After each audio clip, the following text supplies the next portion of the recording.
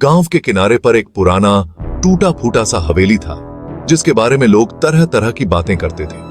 गांव वालों का मानना था कि इस हवेली में एक अद्भुत दर्पण है जो भविष्य की घटनाओं को दिखाता है, लेकिन इसके साथ एक शाप भी जुड़ा था। जो भी उस दर्पण में झांकता, उसका अक्स धीरे धीरे दर्पण में कैद हो जाता और वह व्यक्ति वास्तविक दुनिया से गायब हो जाता। राहुल, एक नौजवान और जिज्ञासु लड़का, इन बातों को अफवाह मानता था। उसे इन चीजों पर बिल्कुल विश्वास नहीं था। एक दिन उसने ठान लिया कि वह हवेली में जाकर इस रहस्य से पर्दा उठाएगा। गांव के बड़े बुजुर्गों ने उसे मना किया, लेकिन राहुल की जिद अडिग थी। एक अंधेरी रात में राहुल हवेली की ओर निकल पड़ा। हवेली में पहुंचकर उसने देखा कि वह काफी समय से वीरान थी। चारों ओर जाले और धूल जमी हुई थी। हवेली के बीचों बीच एक कमरा था जहां वह अद्भुत दर्पण रखा था।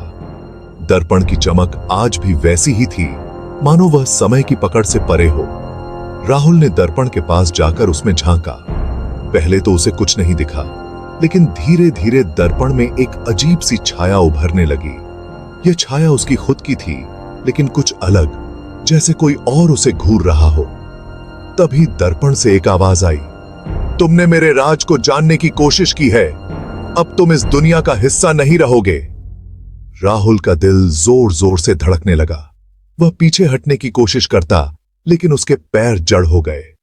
धीरे धीरे उसका अक्स दर्पण में खींचने लगा। राहुल ने चीखने की कोशिश की, पर आवाज नहीं निकल पाई। वह दर्पण में समा गया और कमरे में फिर वही सन्नाटा छा गया। अगले दिन जब राहुल के घर वाले उसे ढूंढने निकले, तो हवेली में उसका कोई सुराग नहीं मिला। बस हवेली के बीचों बीच रखा दर्पण वैसा ही चमक रहा था, मानो उसमें किसी और की तलाश बाकी हो। गांव वालों ने फिर हवेली के बारे में बात करना बंद कर दिया, लेकिन कोई भी उस हवेली के पास जाने की हिम्मत नहीं करता।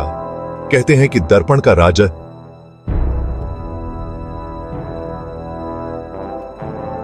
आज भी वहीं छिपा हुआ है, और जो भी इसे जानने की कोशिश करता है, वह खुद इसका हिस्सा बन जाता है। अगर आपको यह कहानी अच्छी लगी हो तो वीडियो को लाइक करें और हर दिन नई कहानियों के लिए हर दिन नया चैनल को सब्सक्राइब करना न भूलें। अंते।